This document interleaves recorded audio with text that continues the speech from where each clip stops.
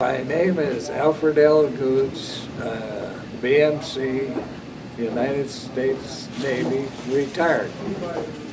I was a prisoner of war in World War II and was captured in the Philippines on Corregidor.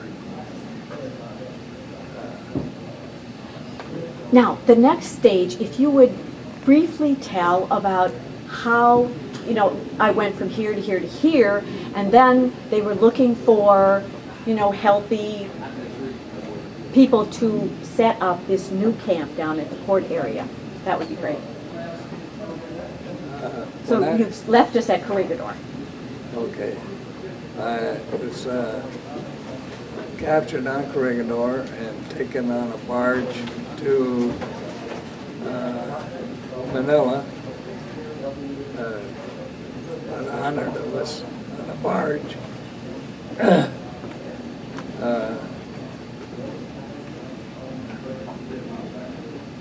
And from there, I went on the divers detail to work on the silver pesos that were dropped in Manila Bay. I was with the diving detail. We was recovering silver pesos that was minted in the United States. And from there, we went to port area where I was a winchman and I worked 25 men in the hold as what they call a honcho. Worked 25 men in the hole and 25 relieved by 25 men working topside, loading sugar and stuff for Japanese. I worked for Mitsubishi Copper Mine in Hanawa, Japan. I went on a hell ship called the Noto Maru, and I spent 39 days on there. And when I got to Hanawa, Japan, I worked as a driller in the copper mine. I was. Do you want to end your liberation? Yeah. And we were liberated? And we were liberated when the guards had left the night before, and the only one that was left was the camp commander and Japanese interpreter. And he told us that the war was over and that somebody by the name of Harry S. Truman was the president, which we didn't believe him because except for the guys from Missouri, they were the only ones that knew who Harry S. Truman was. And we were thinking that Roosevelt was still the president of the United States. So we didn't believe anything the Japanese told us. And was liberated on the 2nd of September, 1942.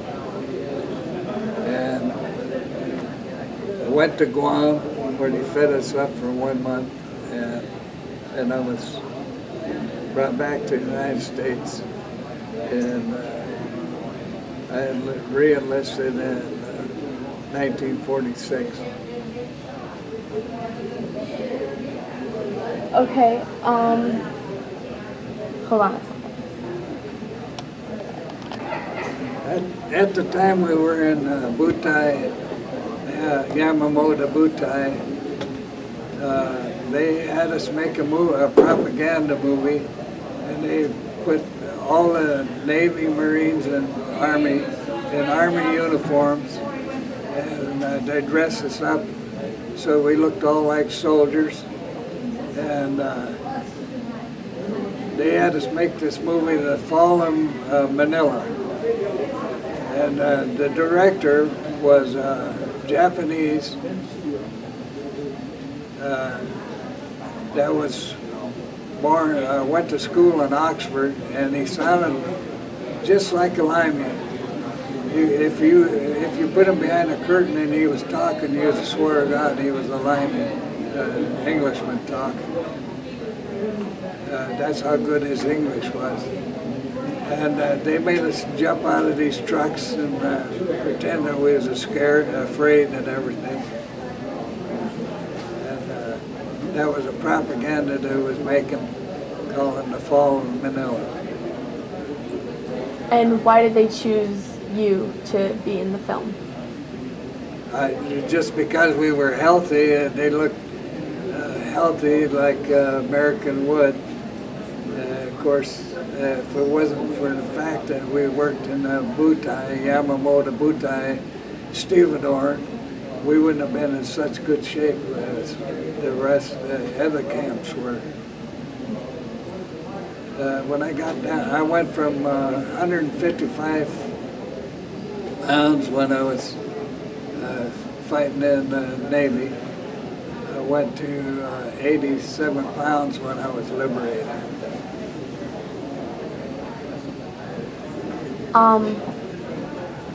Is there any story that comes to mind as being especially, do you think it would be interesting or that you would just like to tell, to have for someone to be able to find years from now?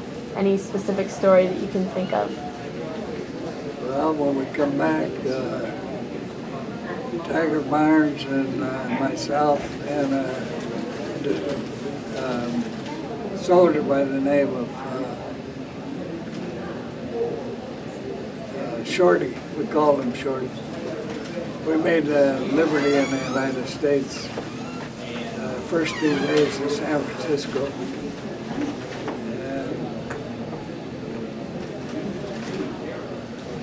And the proceeds that I had, the spending money that I had was from a sailor on the ship I was on.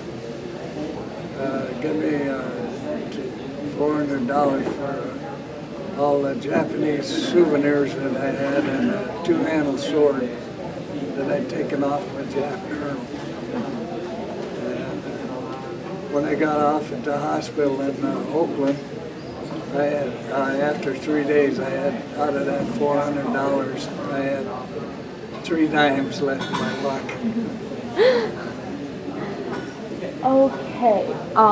Is there anything else you'd like to talk about just experiences in the camp you were in, the work that you did, anything?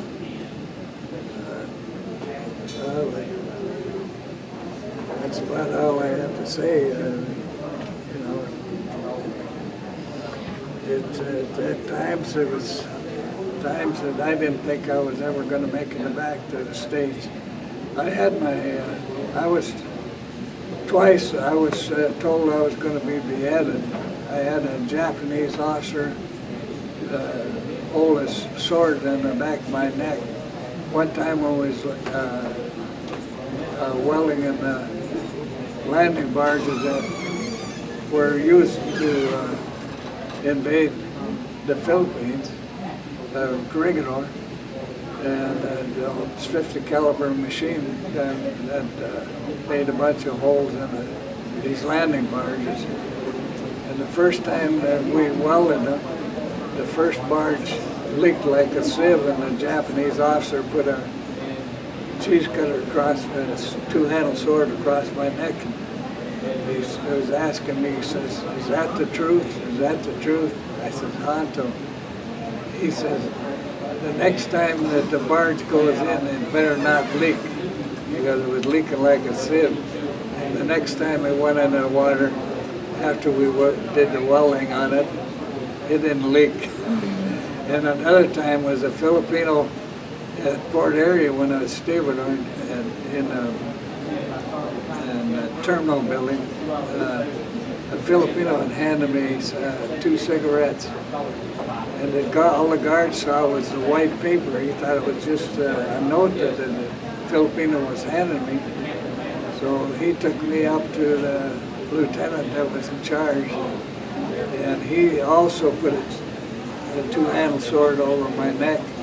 And he says, "Are you telling the truth that it was cigarettes?" And I said, "Honto," which meant truth. I was telling the truth. and I kept saying Honto. I never stood so straight in my life. I probably stood at attention better than any soldier ever did because I was telling him the truth. He says, "Is that the truth?" It was cigarettes and not a note. And I said, Honto, Honto. Now, did you find that something like that, a real death threat, was more likely while you were a prisoner in the Philippines than Yes. once you were in Japan? Yeah. Do you want to compare the two? My treatment in Japan was a lot worse than it was in the Philippines because we were in their country, and when they dropped the atomic, well, I worked in a copper mine for Mitsubishi. I was a driller in the copper mine, and we had to steal our wood and we went from 125 degree heat in the Philippines to 20 below zero heat. We was issued gunny sack coat pants and grass shoes. And once you walked in the mine, well, between Hoyt Haney and I, the PFC, Army PFC, the reason I bunked with him is because he like myself, would go out there and walk in the snow and climb in a wooden tub and take a shower after we come down from the mine. He lives someplace in Mississippi, I think. Anyway, we had 3 blankets between us, and we used one blanket for making our own slip-over blouses to go under the gunny sack material because it scratched you. And we made little booties to go into the grass shoes so we wouldn't. And once you wore the bottoms out in the grass shoes, you'd be walking in the snow barefoot. And that's where I got frostbite. It was going from 125 degree heat in the Philippines, wearing nothing but a G-string, to wearing gunny sack coat and pants in 20 below zero weather in Japan.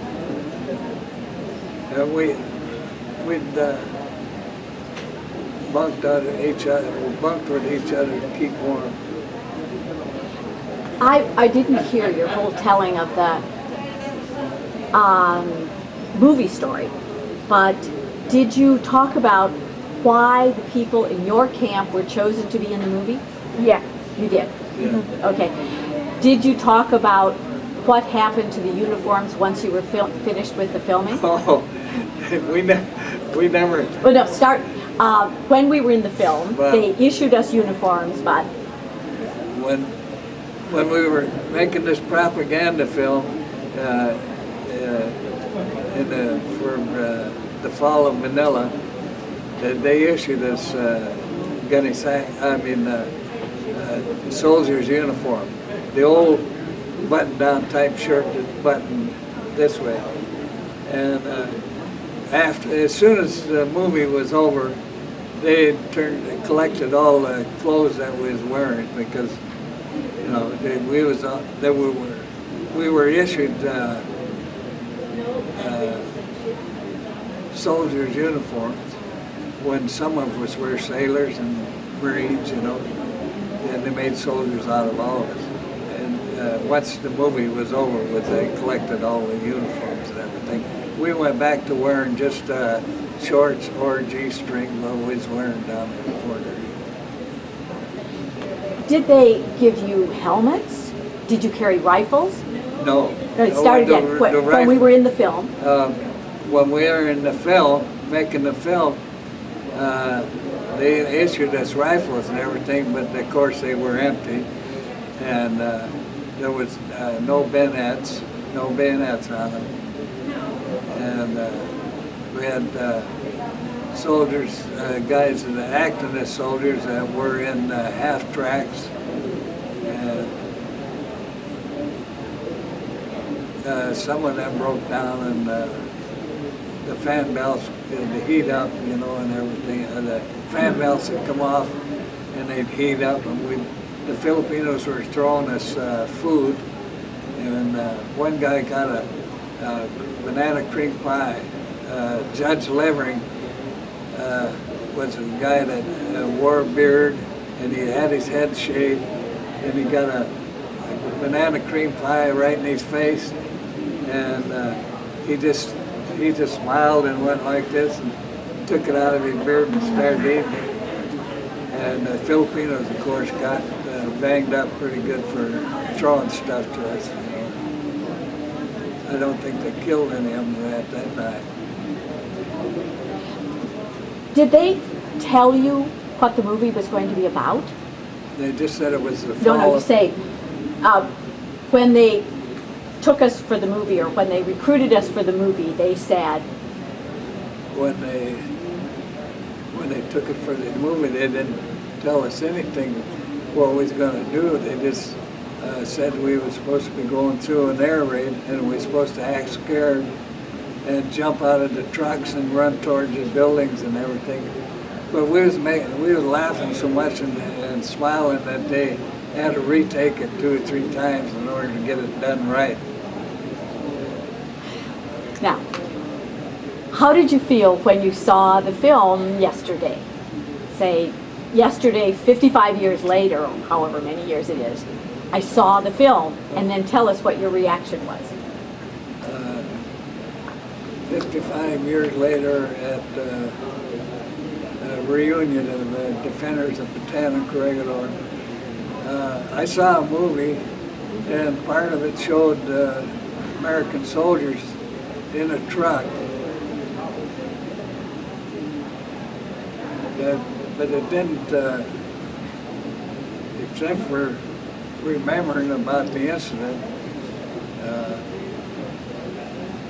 it didn't show very much of it. It's too short.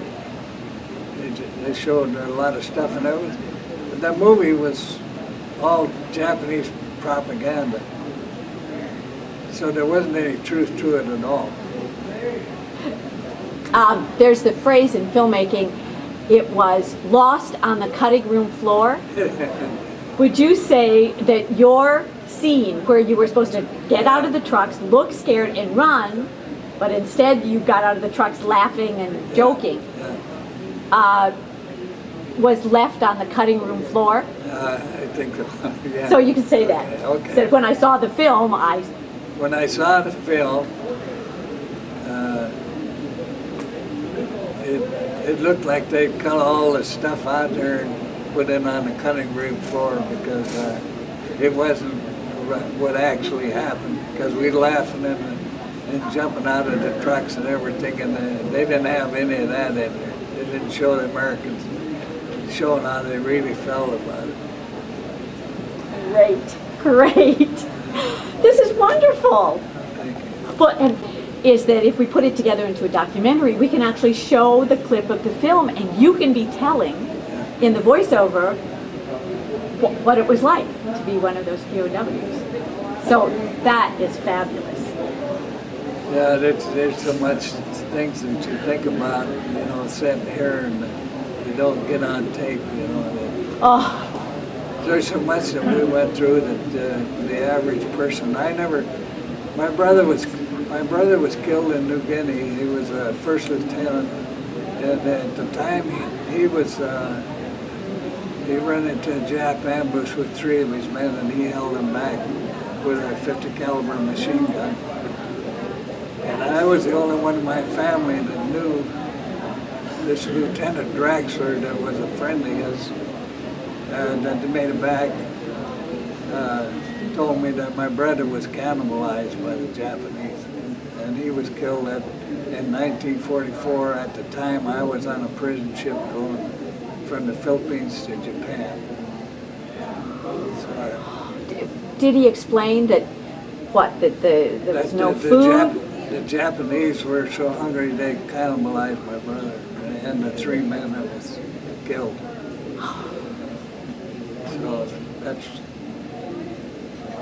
I wanted to know, let people know that what happened to my brother. What was your brother's name? My brother was always saying he was getting closer to Al all the time. My brother's name was David, and he was 4 years older than I was. And out of 4 brothers in the service, I was the first one that was in the Navy before they went in 1942. Anyway, Is there, I'll give you a minute to think about this. If you could give some advice to young people today, who are the ones most likely to be looking at this, in terms of how your wartime experience affected your life or affected your view of what it's like to be a human being? I know that what freedom is, because I would just say to young people that they ought to appreciate what they have today, because freedom is not free. When you have a Japanese telling you every step that you make, what you could do, what you can't do, and you get beat up because you can't understand their language, you know. A lot of guys stayed in the same spot when it's counting off. The same, they'd say ichi-ni-sans, so on, counting in Japanese. They'd stay in the same spot in ranks so they knew what they were supposed to say when it come time. Otherwise, they'd get beat up when they have to start all over again. And I'd just like to say to young people, I think it should be mandatory for kids after they graduate from high school. They should have at least 2 years of military training for... Good preparation for life. Yeah, right. Well, thank you very much. Yeah. And we have your address, and we will send you a copy of it. Okay. Okay? Yeah. And when you get it, there will be a lot of voices in the background because Yeah. people were talking Yeah, back there. yeah. But what I found is that when you put this into a documentary, people accept that a lot of interviews are done at events like this. And so there are voices in the background.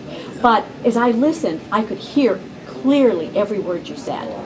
So it's a wonderful story. And I think... I'll probably think of a million things I couldn't say. Of course. Well, do you know what you can do? If you want to write down some of those millions of things, we'll put it into the Library of Congress file under your name. Okay, I can do that, yeah. Yeah, that would be great.